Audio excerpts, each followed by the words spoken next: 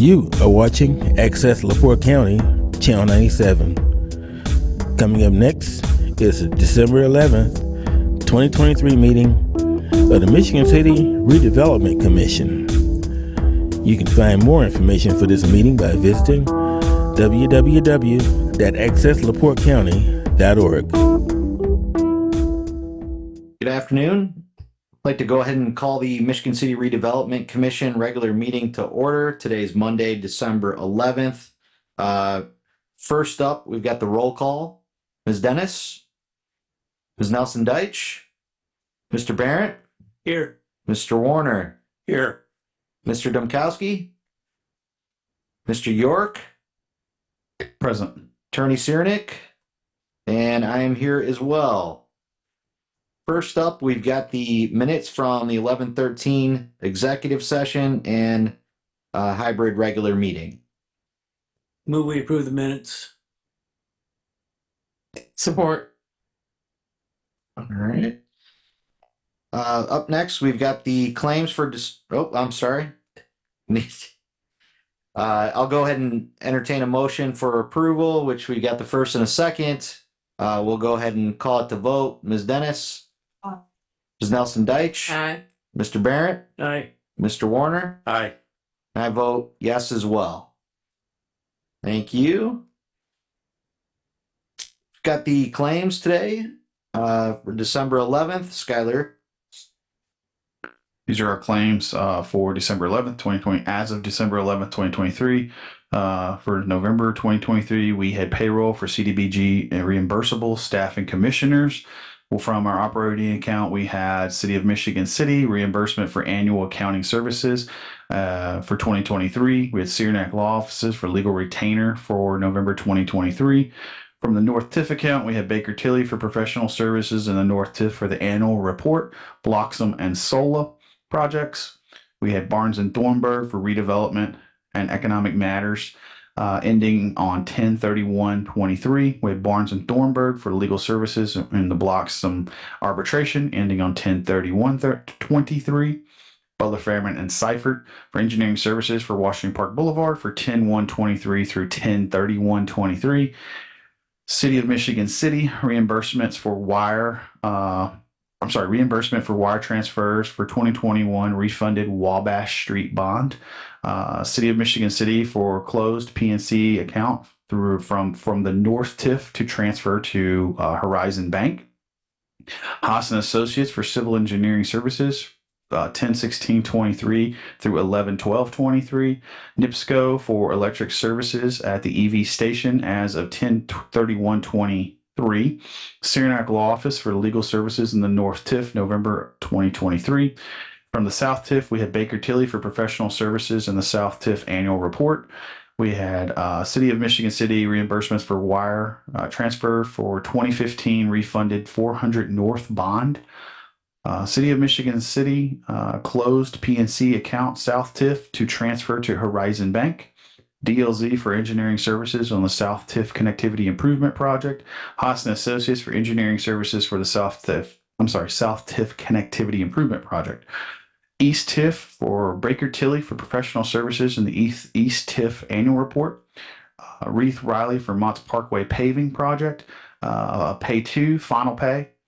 From the Northeast TIF, we had Baker Tilly for professional services in the Northeast TIF annual report.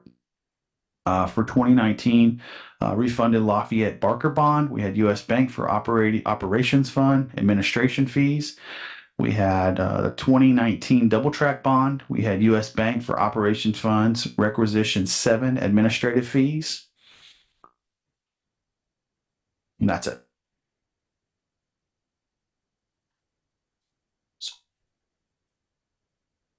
Let me get back. Move we approve the claims as presented. Support. Go ahead and put this to a vote. Ms. Dennis? Aye. Ms. Nelson Deitch? Aye. Mr. Barrett? Aye. Mr. Warner? Aye. And I vote aye as well. Motion carries. Thank you. Next up, we've got the financial report from October 31. Skylar. This is Department of Redevelopment balance sheet for 10/31/23. In our cash accounts, we have operating cash account, we have $234,135.80.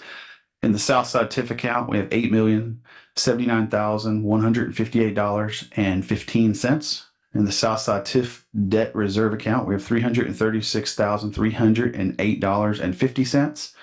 In the Southside TIF capital account, we have $16,231.14. In the North End TIF account, we have $3,773,400.17. In the East Side TIF account, we have $325,154.50. In the Northeast TIF account, we have $741,953.00. Loans receivable, we have a county business loan fund for $133,333.00 for a total assets of $13,639,674.26.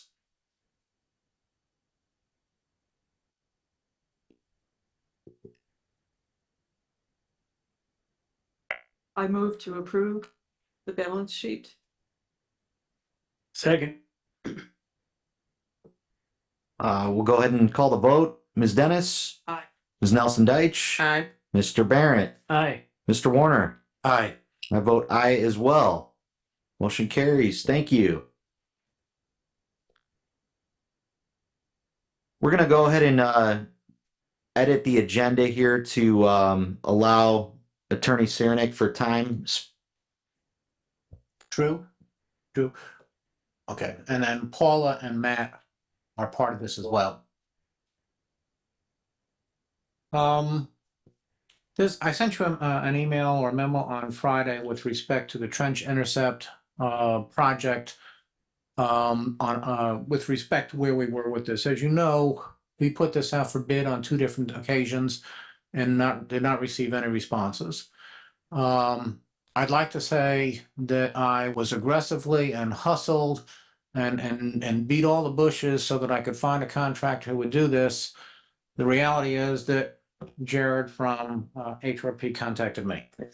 So I had nothing to do with this other than putting Jared in contact with our consultants from August Mac to the point of where we have not only a viable alternative or a viable proposal to install the trench intercept, but also a viable way of moving forward to getting this thing finally done. So I'll stop there. There are certain things the commission's going to have to do, but we'll let Matt and Jared and Paula talk about the project, the process, the proposal.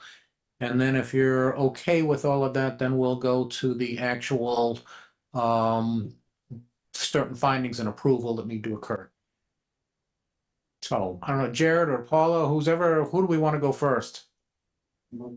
August Mac's presentation, I'll let them lead. Hey everyone, I can get us kicked off here. I got the notes up on my screen as well. So thanks everyone for joining tonight. We're going to be talking about the Michigan City Concord Cleaners Groundwater Interceptor Trench Project. So to be mindful of everybody's time, I'd like to keep all questions until the end of the presentation. That way Jared, Paula, and I can kind of keep in line with what the agenda has and keep everything on track. Let's start off with some introductions. So my name is Matt Myers. I'm with August Mac Environmental. I'm a project manager for this project.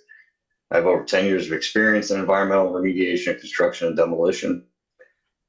Paula Warren, who's on the call with us, she is going to be the senior manager for this project. She has over 17 years of experience in the environmental consulting industry. We also have Tim DeWitt, who is not available for this meeting tonight. He's our senior engineer at August Mac. He specializes in environmental engineering, and he has over 30 years of experience. And then finally, we have Megan Morris, who's going to be our staff support for this project. She'll help us some more of the finer details and coordination.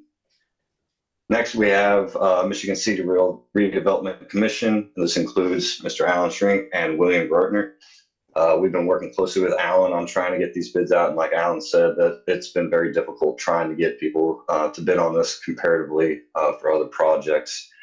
In addition to that, we also been working closely with Steve Stanford with the Sanitary District of Michigan City to design this project, and along with any questions that have been coming up for the bid process. And then finally, we do have HRP Construction, who Jared's in the meeting room today with you guys. HRP has over 40 years of project experience with pre-qualifications and successful projects completed with NDOT, Michigan DOT, Indiana State Port Commission, the Indiana Department of Administration, and numerous other agencies and local municipalities.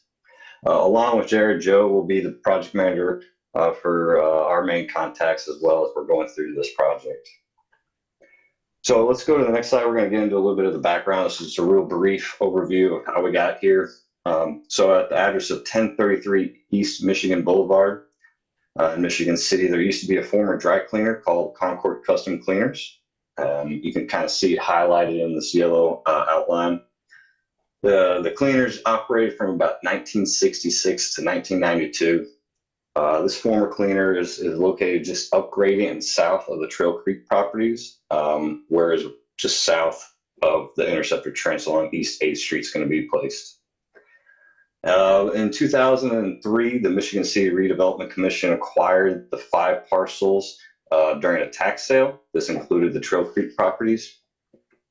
During this, a due diligence efforts identified numerous recognized environmental concerns, RECs, and a lot of people hear those terms, that prompted further investigation.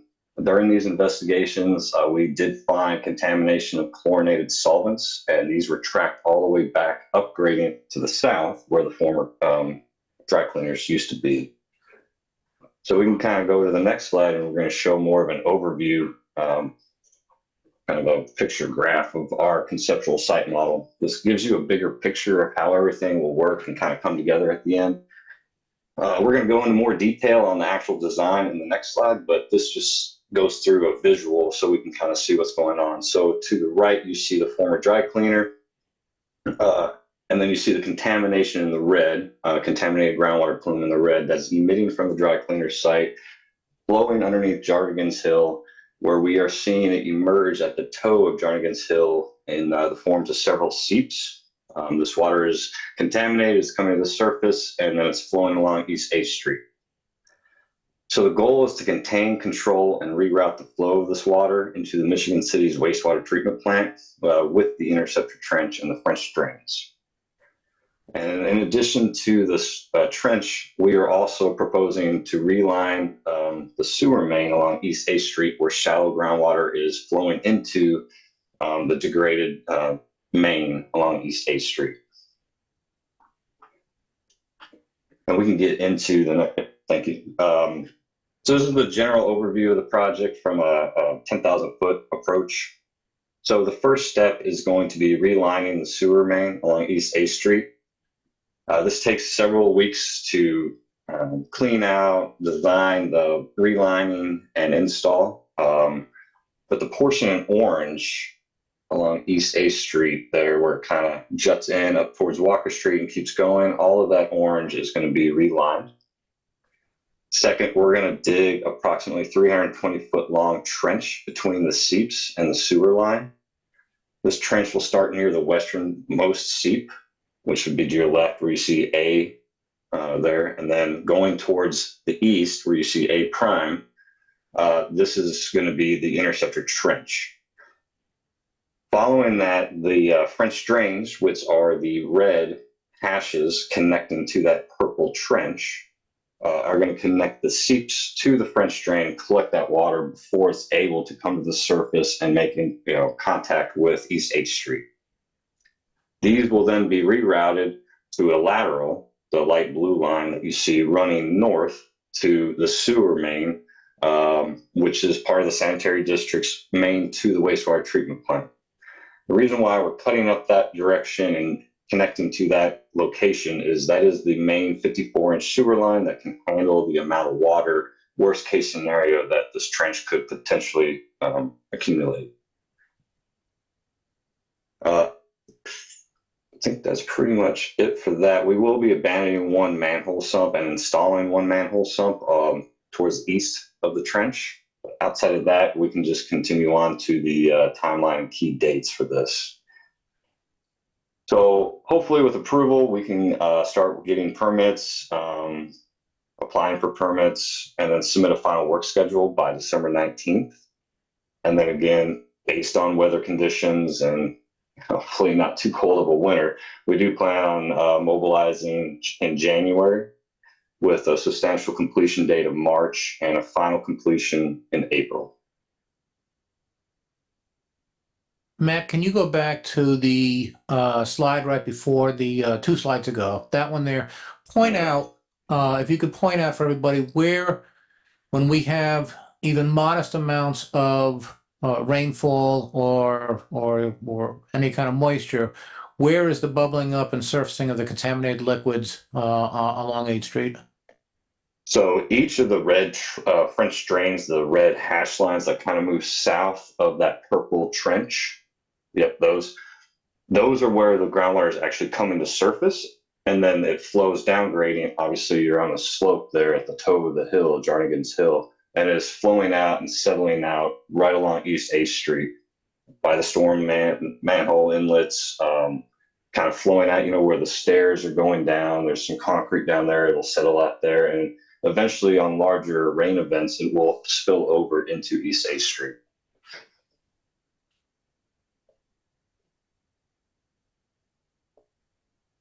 And that'll be important when I segue into the next episode in terms of what we need to do to prove this tonight. But again, to emphasize, that is contaminated water or contaminated liquid that is flowing out on 8th Street, even with a modest amount of saturation, correct? Correct. Yeah. And then if we would go back one more slide to the conceptual site model diagram, again, like Alan was talking about, this contamination is hitting this groundwater, flowing down gradient and surfacing out at these seep locations at the toe of the hill. And so you see that little blow up box to the left there. And it's also impacting the sewer main along East 8th Street as it's moving towards Trail Creek. And that's why we're going to be relining sewer main on East 8th. That's all right. Jared, if you want to talk about what you guys are going to do to fix this.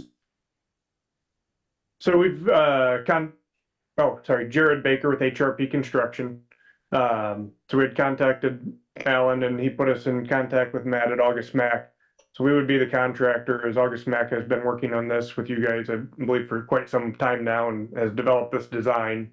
But we would be contractor working in partnership with them to come in, install all of the pipe. We would manage the construction throughout that, and they would obviously oversee that as well. So. And then all of our, we do have a crew that's 40-hour has Whopper certified, which we understand is also necessary for this work. And that one of the problems that we had when we're, at least from August Mac found out and talking with various contractors, they didn't have the required training, and HRP has the required training that's required by both IDEM and the EPA. So that's kind of what we got. Have we covered the proposal then in terms of what's actually involved with that and the total cost? Sorry. They have a copy of it. I've given them that, but if you kind of walk through it a little bit for us.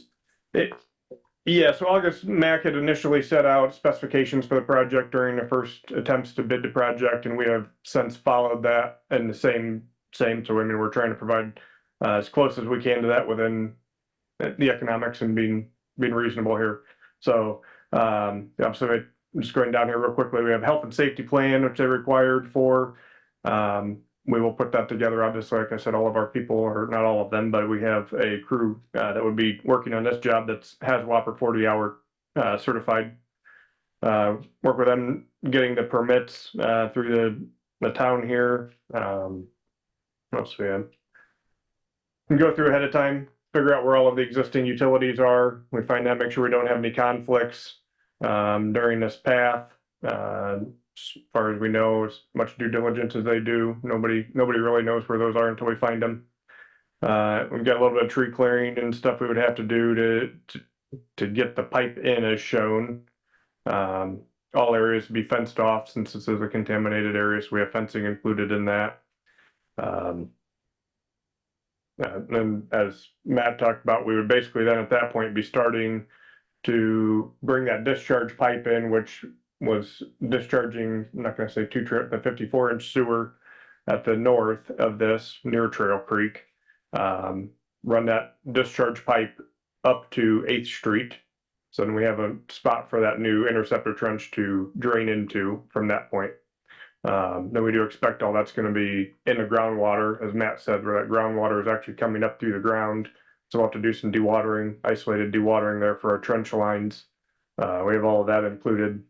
Then we'd install that interceptor trench, which I don't know if Matt had, I don't recall if you said it has a liner, poly liner in it to keep that water as it comes downhill. It catches in that trench to guide it back to where we want it to go to.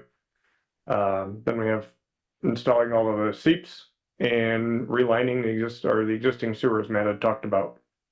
So then when we're all done, we'll reseed everything and have it all cleaned up. The roads are restored. We do have to cross the road at one point where the discharge pipe comes across, and that'll be something we just work with and timing on when that can be patched back in permanently. But with the timeline we're proposing here, it would be before asphalt is open, so we may have to do a temporary access there. We've done that before in the wintertime. I think the water department does the same. So When we talked on Friday, there are going to be at least 2 time frames where we're going to need to have the road closed. And we need to go to the Board of Public Works to be able to get that done shortly before the project starts. Okay. And that would be, one would be, we actually start going to installation in January, I think, if I remember right. Well, I mean, we'll need, as we work along 8th Street, we'll basically need 8th Street to work in because there's not a ton of room to the south there. But then as we will cross 8th Street with the new discharge pipe, and then there will be times where the CIPP lining operation will be stationed in 8th Street as well. But we'll try to time that all relatively close together. do you see that as a full closure of 8th, just trying to get ahead if we're making a recommendation to Board of Works? Yes, I think that'd be the best if we do that. Okay. And as we kind of talked with Alan and Matt, our standard practice is we close the road, but if emergency vehicles or things need through, we leave it passable at the end of the day. Absolutely. Okay. And then that would be, like I said, I don't think we're even talking about a full week, or maybe at worst a It'd full probably be week. about a week when we do the seeps and that work, that interceptor area.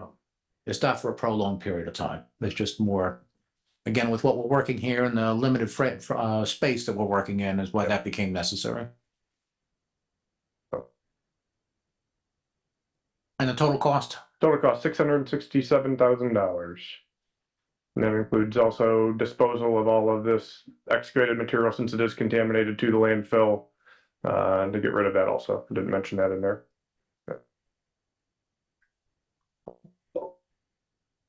What was the original estimate for the project, do you know? I do not know.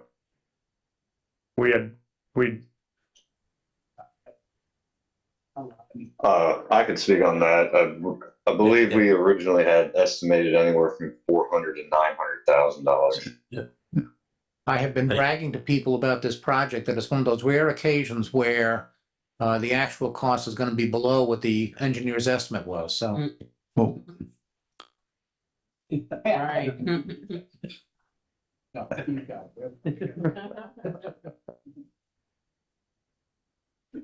right, thank you. are you? Oh, yeah, again, we need to, right. I'm sorry, just so we can put it all in context of why we're here. Well, and in terms of getting approval on this contract, as you all know, is that we have, the legislature requires $150,000 threshold for any kind of public works project. And when something is going to go over $150,000, you have to have the competitive bidding process. And as we've already mentioned, we've done that twice and we had 0 response. The statute also permits under 36-112-9 the ability to declare an emergency, so as we can bypass the competitive bid process, so as to go forth with that. So the first thing we have to do before we can approve this contract and enter into this contract is the board needs to find an emergency exists. The emergency is basically twofold. One, as Jared has highlighted and as Matt has highlighted, we have it roped off, we have it fenced off, but the reality is there are extremely dangerous and contaminated pollutants bubbling up on top of the surface. that anybody comes in contact with, we're talking about a serious public health risk. The whole idea for this project is to eliminate that. And as Skylar mentioned, we've done this twice and we got no response. So the emergency is we want to get this done right away to address that hazard. So let me stop at that point and ask the commission if they're comfortable enough to declare an emergency. So we don't, and an emergency so as to have an exception to the requirement of public bidding for public work, of competitive bidding for public works project. Do we need to include the location in the, or do we just move that to declare this project date and this? Well, the whole Trail Creek cleanup project is what this is involved with, and it is an IDEM site. But yes, we want to declare, well, I don't think we specifically have to say 8th Street as much as saying this whole thing, this whole project is a public health emergency, and that we need to remediate it as quickly as possible. So moved. Thank you. I'll second the motion. We'll go ahead and vote on it. Ms. Dennis? Aye. Ms. Nelson Deitch? Aye. Mr. Barrett? Aye. Mr. Warner? Aye. I vote aye as well.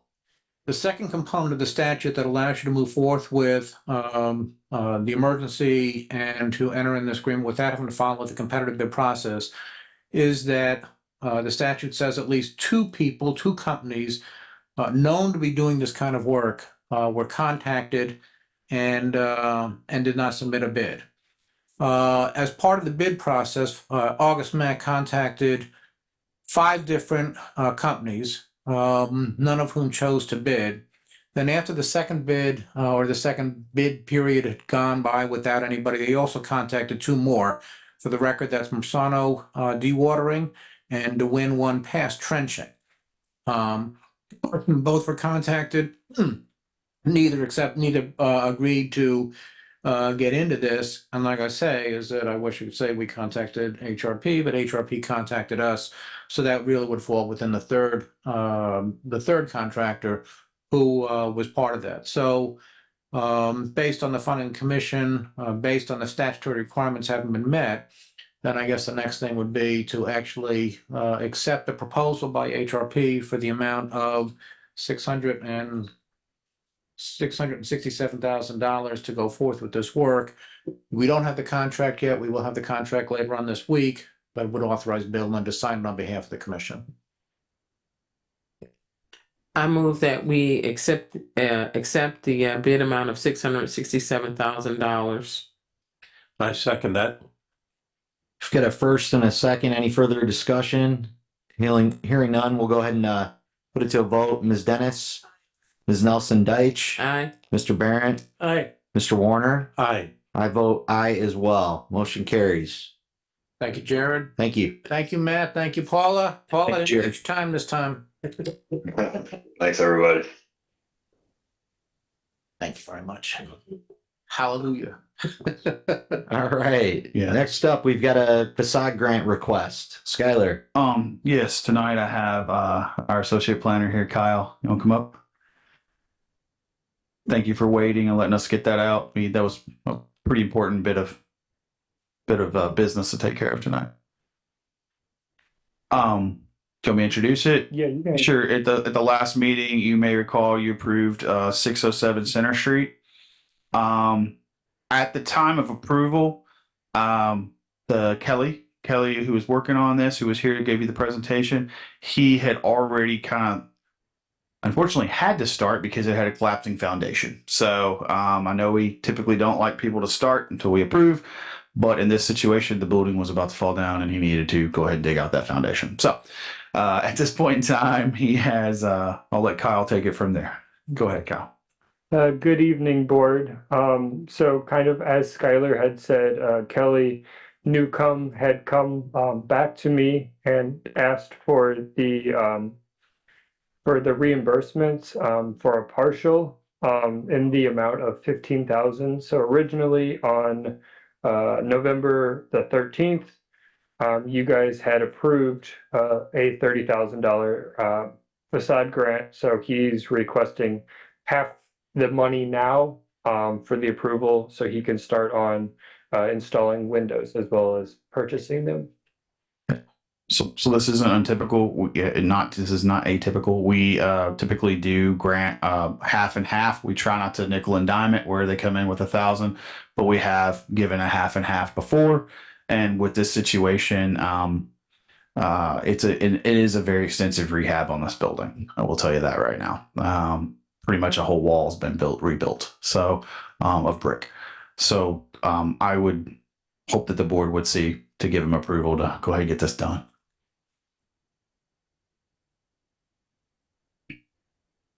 How much did the wall cost? He didn't provide that amount. He only provided me. He provided receipts for Yeah, it. well, he provided the receipts for, It was way more than what he's requesting. It was about $77,000. Yeah. Yeah. If I'm not mistaken, that was the number, it was 77,000. 76. Move we approve the disbursement of funds for partial reimbursement for the 607 Center Street project in the amount of $15,000. I will second the motion. Get a first and a second. Any further discussion? Hearing none, we'll go ahead and put it to a vote. Ms. Dennis? Aye. Ms. Nelson Deitch? Aye. Mr. Barrett? Aye. Mr. Warner? Aye. I vote aye as well. Motion carries. Thanks, Kyle. Next up, we've got a change order. So Marquee Electric. I'm so sorry. I didn't mean to interrupt you, No. Mr. President. So I will let you know the change order that I put in there is, I'm so sorry. I put the wrong change order in there. That change order that you have is for $19,000 and some change. That actually is coming out of a different pot of money for the bus shelters. That's coming out of our ARPA account. You may recall we put $200,000 out of, we matched ARPA. They put in $200,000 and we put in $200,000 for a grand total of $200,000. I'm sorry, $400,000. That change orders was for ARPA. Brad has the real change order tonight, and it's for less than that. But I'll let Brad. Do you have extra cop? Did you? Yeah. I'm so sorry. It was my fault. I messed up. Good evening, commission members. Brad Minikos and Associates. Just to kind of set the timeline and build on what Skylar had said. I had received the change order pricing on Friday from the contractor, and I had shared it with Sylvia and Skylar on Friday, and then Sylvia and I had an opportunity to talk about it today, and after which I compiled the change order. So you'll see the original contract amount of $149,500. Change order 1, if you recall, was to add bus shelter 10 to the package of original 9 shelters. And then this is proposed change order number 2. Scope of work was to furnish labor to assemble and install 10 wall mounted display cases in the existing shelters, and the display cases are going to be provided by others. Go ahead. I was just going to say, in the purpose of these display cases, you may say, what are they for? You already have a display case. There's 2 display cases. There's one for advertising, which allows generation of income and revenue on the bus shelters at a point when we get that program together, which Ms. Tillman, Robin Tillman, Director of Transportation, is working on right now. This display case is for displaying of bus routes, schedules, etc. That way we are not taking up the space in her potential advertising. So this allows a little bit more flexibility. She can put information in there on bus route changes, notices that need to be put out for the FTA, etc. Am I missing any? That's mainly what this is for. We had talked to Miss Robin Tillman Barzoni ahead of time, Director of Transportation, and this is something that she had requested with the bus shelters. They didn't come with the bus shelter, so we had to add these afterwards.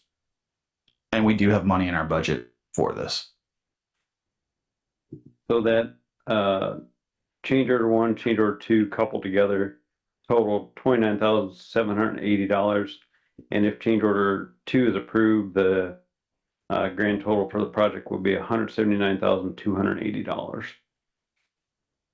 Skylar covered it on his last sentence that he made when he said that the need for this was there Yes. in our planning stages, but that the bus shelters, when they came in, did not have this aspect of it. So the question, whenever you go over the $150,000 threshold and you have not done it through competitive bidding, which we didn't, well, we did, but we awarded it to Marquise Electric because they were under the $150,000 threshold. This would fall under the category of an unforeseen circumstance, knowing that we wanted this, but it was not included within the original design. So rather than go to a certain or another vendor to do this, keep it all in-house so that it all stays the same. Yeah, and I think that there might be a lighting portion of this too, which is then hooks into the LED system. I don't know. It's a little bit more than me. So, anyways, A lighting for the display case. I don't know if they're lit or not. I know the shelter itself has an overhead Okay. light, but I'm not certain about the display case. So we're asking for approval for just $13,180. Am I correct? Yes. Yes. I move now? Okay. Please go ahead. I move for to approve the change order for $13,180. I second the motion. Go ahead and call it to a vote. Ms. Dennis, Ms. Nelson Deitch, Aye. Mr. Barrett, Aye. Mr. Warner. Aye. I vote aye as well. Motion carries. Thank you. Could I add some commentary? Please. I don't know if you've seen the bus shelters. They look nice. They are being used. I see people using them a lot. I'm actually kind of been watching them to make sure if people are using them, and I feel like they are. And I've talked to Robin as well, and I think she feels like they are being used too. So it's a good thing. Quick question for you regarding the signage. I noticed some of the signs are still the other location. Thinking outside of Naturally Wood. Or what was the question? I guess. Stop was across the street. Yes. Yes. So yeah, we still have well, that was an interesting one. We were trying to get them when we do bus shelters, we like to get them on opposing side of the streets. That one was a difficult one to get in across the street. And the tough one, the most demanding one to get in was there was a bus stop where we put the bus shelter there. But the bus stop was literally in a ditch. The sign was stuck in a ditch. So we thought it most relevant to get that one done and out the door. So that's why we did it, and without an opposing one. And on the opposing side, it was a little bit more difficult because I think there were some infrastructure issues there. And I think it was literally just lack of land. We would have to purchase land, if I'm not mistaken. So the 10 that you have out there right now are our pilot program. So we called it a pilot program. And the goal of the pilot was we put a matrices together and we identified 20, 30 locations, but then we started whittling them down through the matrices of really what's the highest demand, where do we have highest pickups, unsafe, and then really easiness of, okay, where can we put them in without having to purchase land and get these 10 out there, because we had this limited amount of money and really this limited opportunity with ARPA presented itself to make this happen. So that's kind of where we went, how we whittled it down. Now we still have probably 15, 20, maybe more than that. We have way more locations than we have bus shelters right now. Those other shelters, with this program, we're talking about probably even not even putting a shelter out, but calling out bump outs where a bus could get off the road and then a shelter because the road's heavy traffic. So we're not stopping in the middle of road, which would probably take more NDOT involvement, purchasing of more land, etc. So these were the easy ones, the easy 10 to get out there. I say easy, they were not easy, but put that in air quotes because they weren't that easy to do. But these made the most sense from Robin's standpoint, from the Director of Transportation. I think your question was this existing sign hasn't been moved up to match the existing shelter, right? Sorry, I went off on that. So Robin and I had talked about that on our site visit, I don't know, 6 weeks ago. And she's working with Sean Smith to get the signs transferred to match up with the new shelters. Just noticed. Mr. President, can I ask another question? Yes, please. I talked to Councilman Don Privilinski today, and he was asking, he likes the shelters, but he was asking about the holes in the shelter and if wind and all that can get through the. So I was just checking. I didn't know if they're all the way through or, They are all the way through. It is a perforated metal. The only other option was a solid metal, which you can't see through, so you couldn't see if somebody was standing in there. And then the other option was glass. The problem with glass is that glass gets scratched or broken, and it's very expensive to replace. Yeah. So it was talking about the elements and how that would impact with wind. And the wind will come through. It won't come all the way. I mean, it'll be broke a little bit, but unfortunately, they're meant to be of temporary use. Yeah. So that was where the only options were solid or glass. And the solid, the thought was when a light's on in there, you couldn't see if somebody was standing in there or things of that nature. But I believe we talked about that at council, and I want to say that's what they chose. I don't recall it, so that's why I was asking because that was the question about they're still going to be hindered by the elements if there's wind, and I don't remember that. So the wind is something they'll have to deal with, but they won't stand in snow or rain, at least unless it's coming in sideways, obviously. Right. Okay. So there's no like plexi or anything. There's a plexi option, but again, it's a plexi that either gets scratched and then we have to replace it, and it's very expensive to replace. We have some out there and we've had to replace them. So Robin, for a long-term maintenance solution, this was the best solution for it. And I would say cheaper in the long run from the standpoint. Okay. Skylar, is there a way to maybe try one to put glass inside, offset from the metal panel to keep the wind from blowing through? It wouldn't be immediately hit by snowplow, throwing ice and whatever, that we could put something internal, plexi or glass that could be mounted inside that block the wind. No idea. I think these are good problems to have with the improvement. Here's the deal. Our goal is to get 10 shelters out. We got them out. I am always open for improvements. We are blessed to be a city of 32,000 people and even have a bus line. So the fact we have buses here is really good for our community, and I think improvements that we can make to it are good. So I don't know about retrofitting. I would have to look at our engineer for that, or maybe Marcus. I don't know. I would say anything's possible. So, yeah, anything's possible. It's just a matter of, do we want to can we come up with more money to retrofit? I guess would be the question. Off the cuff, or we're right below the tough, man, below whatever you want to do. cap on the change order. Absolutely. Threshold, so we can't really add anything under this scope. So yeah, I'd see this as a separate project in the future to look at possibility of doing. Yeah. Great discussion. Thank you. Next up, we've got the station block update and any approvals. Alan? I'm gonna give a small just update, and then I'll hand it off to Alan to lead us through approvals. Well, I thought we were approvals for indemnification. Not tonight? No. Okay. I misunderstood then. Sorry, I misunderstood. So I'll give a small update of where we're at. The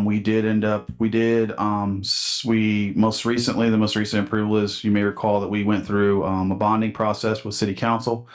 We made it through City Council. We last Thursday sold our bond. We had very reasonable sales on that bond. We thought we were going to be sitting at about 6%. We're actually sitting at about 5.5, which saves in the long run about $2 million in additional interest. That's good. Total sale was 19,500,000, if I'm not mistaken. Am I right on that number? 19 million. That will be the incentive that will go toward the train station. Right now, we are set to close on that hopefully by the 21st of December. Next week, Little Flaherty and Collins is set to close on their construction loan as well. We want to make sure we time those so that they both kind of happen almost simultaneously. They're not ever going to happen simultaneously, but as close as possible, so that we can make sure that we have all the pieces in order to assure that we get a complete project. You have seen them out there working on site. They've got the fencing set up right now. 10th Street is closed down. They're preparing the site and getting infrastructure improvements in right now. I know you haven't seen some activity maybe in a few days. Things are still happening. They're working through some realignments of water and sewer there, which you can imagine there's a lot on this project. So everything's coming together. Land's been cleared. Fencing is up. God, what am I forgetting? Anything else? That's really the important pieces of where we're at right now. Yeah, and we don't need any formal approval on anything tonight. Okay. Yeah. Any questions, Commission? Anything I did not share that I should share? Okay. Great. Thank you. Up next, we've got the South TIF Connectivity Improvement Project update or approvals. I'll just give a quick update, and then maybe I'll get Brad to give a quick update as well. I'm sorry, Brad, to put you on the spot. I know you weren't programmed to do that, but I think it's important to talk about Myers, where we're at, where we might go. I would say that we're in negotiations with property owners to make the extension right now. Probably in the next week or two, we will have some negotiations as well for that. That's the extension between the end of Town Center Drive that connects to Walmart Drive. So that's happening right now. And then with that, I'm going to hand it off to Brad to talk about just where we're at with, I know you might see the new paving and things of that nature. Right. So I met with a contractor earlier today and encouraged them to submit their pay request number 1 before the January 8th meeting. So that's the update on that. And then, of course, plan development continues for the next phase, which will include an opportunity for bus shelters. So that'll be good to add that connectivity to the transit loop. That's all I had on that. As you said, the project's completed. CC1 phase 1 is completed. So people are using the sidewalk. I've seen them on it with bikes and with walking on it. So that's good. Wonderful. Thank you. Yeah, it looks great. Absolutely. Next up, You Are Beautiful SOLA update. Where I'm at with this is still where I'm at the last meeting. I think we're still working through the RDA, the redevelopment agreement. I'm being told that there are 360 reservations on these condos, which is a good thing. That means the list is still there. I don't really have any approvals to ask for tonight. I can just say that I did talk to the developers. They keep me in check about twice a month. They call me and let me know where they're at, what projects they're working through, what things they're doing, which is good. But I will let you know that we're still at the redevelopment agreement stage. I believe it's in their hands right now for review, and I'm just waiting on to hear back from that. Our next meeting is January 8th. I'm anticipating and having that prior to that meeting and ready to be being reviewed between now and that meeting, and hopefully being ready for approval at that meeting. Great. Thank you, Skylar. We've got report from legal counsel. 2 things. 1, there was an executive session held before this meeting. No items discussed that were not permitted by the open door law, and no decisions were made. The second thing, as you know, that I have been less than pleased with IDEM over this silly thing about not filing a report on the station block property. I am happy to report that they have finally made an offer that we can't refuse. You will recall originally the fine was $8,000, cut down repeatedly. And I think last month it was down to $800. And while that would have been the best way to go, the cheapest way to go, I asked for one more month to be able to get it even cheaper. That fine is now down to $660, so it's a little bit cheaper, but most importantly, we don't have to pay it to IDEM. We will agree that we will take that $660 fine and apply it to another environmental project, such as, say, the trench interceptor. And I was talking with them all the rest of the day. They just need a few more details, but I would ask for approval tonight to accept the $660 fine contingent upon it being applied to another environmental project, specifically the Trail Creek Cleanup Project. And that when I do finally get the paperwork, the bill is authorized to execute it. So moved. Second. Get a first and a second. Any further discussion? Hearing none, we'll go ahead and move forward with the vote. Ms. Dennis? Aye. Ms. Nelson Deitch? Aye. Mr. Barrett? Aye. Mr. Warner? Aye. I vote aye as well. Motion carries. And that's the last bad thing I'll say about IDEM for this year. And I will For the year. and I also will wish you all a Merry Christmas. Thank you, Alan. All right, director's report. Skylar. I don't have anything other than what we've talked about tonight. I just want to thank everyone for it's been a long year. So thank you. We've accomplished a whole lot this year. It's been really nice to see the accomplishments. The train station's come to fruition right now. It's been a long way coming. So thank you all for that. Thank you for your support and continued support.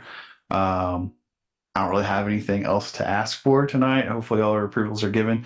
But I'll echo Merry Christmas and Happy New Year to all of you and to the public. Thank you all. All right, we've got public comments. Come on down. Please state your name, address. Yeah, Bill. My name is Scott Mellon, 200 Kenwood Place. The Common Council's gotten used to me the last couple of months, but this is my first time here. Question about the you already approved it, the trench thing, the 8th Street trench. Sounds like it's a very important thing to do. Can the plant handle that kind of chemical? So Yes. Yeah, this has all been done. It's all vetted. This actually goes back to when we were actually negotiating the agreement with Bakley Cleaner for the settlement for the lawsuit. We were actually talking with Marty Cuss, who was the former director, at the same time, and he was telling us how this whole thing should be done. And we talked the whole thing that they were talking about tonight.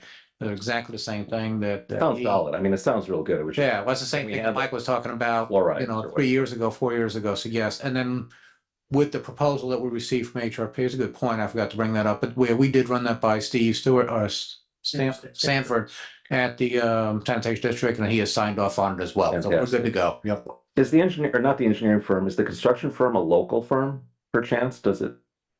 I know You're out of South Bend. And it's the best we could do. There were no other bidders. Is that a fixed price or is it a cost plus contract? And does it include road paving? And it includes fixing the street. That's great. That's great. I didn't bring my notepad, so I couldn't take a lot of notes. I was doing my best. Thank you. Yeah, a lot's been done in Michigan City. Oh, the shelters. Bus shelters, this is urban furniture. You don't want to make it too nice. And vandalism is a real thing. So ongoing maintenance, and that was my question. We had ARPA funds or whatever those are called for the shelters. What provisions has the city made for maintenance? Because it's great to build stuff, but how do we maintain it? Absolutely. So that's a good question. Thank you. Actually, thank you for asking that because I can talk to it. So Robin Tillman will be, Robin Tillman Barzoni, who's the Director of Transportation, has assured us they will be maintained. She's looking for an additional person to help maintain, but she also has bus cleaners too, and they will be sent out to maintain the bus shelters. The goal is to make it sustainable, hence why the advertising's on there. Absolutely. We got to ask, well, do we want this all started actually, someone approached the city about, hey, we'll put in the bus shelters and advertise on them. And we're like, well, why don't we just do that?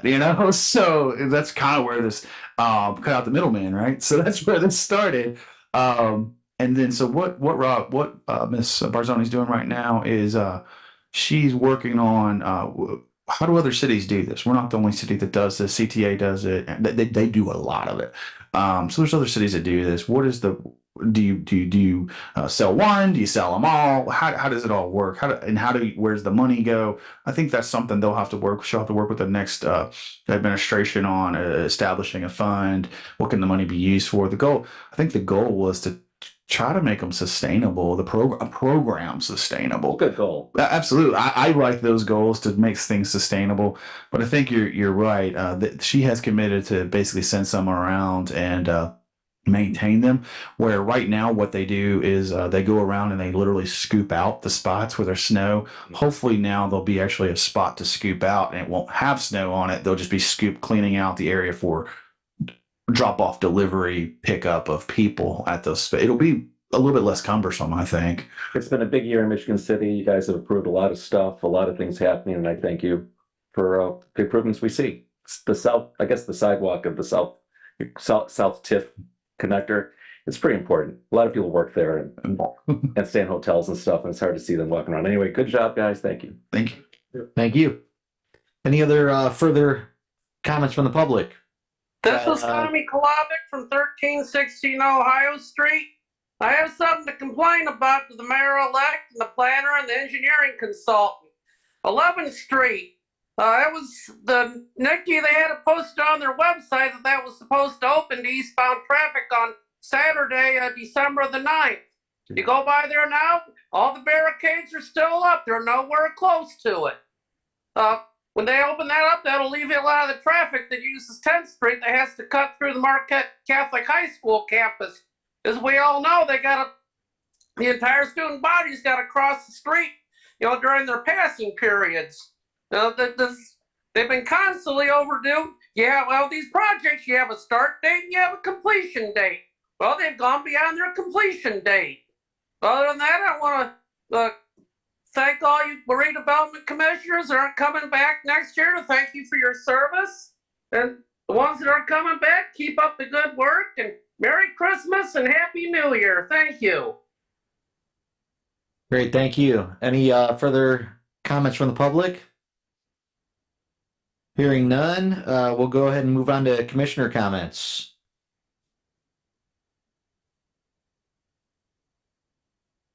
Yeah, let's go down the line. Let's start at the end with Mr. Domkowski. Nothing to say. Everybody have a great Domkowski. Oh, please. Sorry, used to be with kids. I was loud enough, but now I need a microphone. Just to say, have a happy holiday for everybody.